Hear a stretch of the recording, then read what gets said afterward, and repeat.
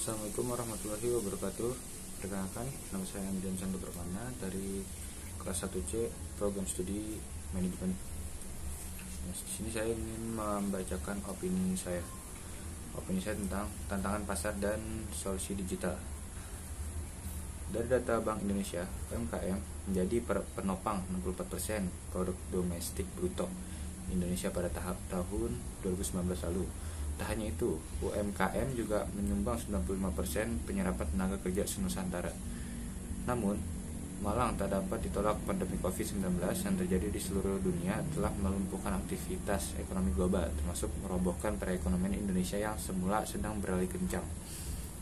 Aktivitas belanja masyarakat, produksi, ekspor, impor, hingga investasi yang merupakan indikator pertumbuhan ekonomi menjadi terganggu. Pada akhirnya, laju ekonomi kuartal kedua 2020 pun mengalami kontraksi alias tumbuh negatif 5,32% secara year on year. Dengan teori sebab akibat yang tak berujung, aktivitas UMKM pun ikut terpukul, bukan lagi rahasia umum. Hanya kondisi UMKM terutama di skala mikro cukup rapuh karena pendapatan usaha berbasis harian dan tak menentu. Sektor ini juga mengandalkan belanja masyarakat. Tak heran, dalam kurun 4 bulan terakhir, sejak pelaksanaan kebijakan pembatasan sosial berskala besar atau PSBB April tahun 2020 lalu, kinerja UMKM merosot tajam. Beruntungnya, pemerintah Indonesia telah mengeluarkan beberapa kebijakan berupa insentif untuk membantu UMKM melewati persoalan ekonomi yang mendera bangsa ini. Saya sangat menyambut baik hadirat 3 kategori intensif yang diberikan khusus kepada UMKM Indonesia.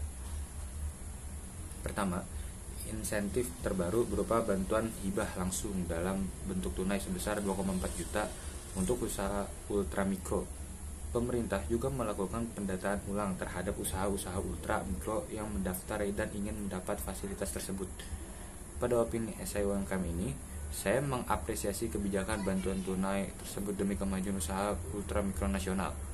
Kedua, terdapat pula pemberian dana kepada usaha mikro yang bersifat produktif agar mampu melakukan belanja dengan insentif ini. Pelaku ekonomi yang selama ini terhubung dalam rantai produksi usaha mikro bisa ikut terkerek naik. Pada akhirnya, belanja meningkat dan mampu mendorong pertumbuhan PDB. Insentif ini diberikan kepada usaha yang belum bankable atau tidak mampu bertahan saat ekonomi melorot. Selain itu, insentif juga diberikan kepada UMKM yang mampu bertahan, tapi restrukturisasi hutang. Ketika penyaluran kredit modal bagi UMKM untuk bisa bangkit kembali dan berkembang di tengah kondisi yang sulit. 3 hal ini digelontorkan pemerintah untuk membantu usaha kecil bangkit kembali. Kebijakan pemerintah merupakan langkah yang tepat karena peran UMKM terhadap ekonomi Indonesia sangat besar. Berikut dengan penyerapan tenaga kerja yang juga paling besar. Maka itu, pada opini esai UMKM ini bisa disebutkan kalau pengusaha kecil merupakan pihak paling depan yang seharusnya dibantu.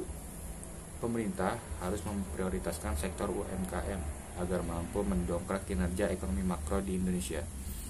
Sekian opini dari saya, kurang lebihnya mohon maaf. Wassalamualaikum warahmatullahi wabarakatuh.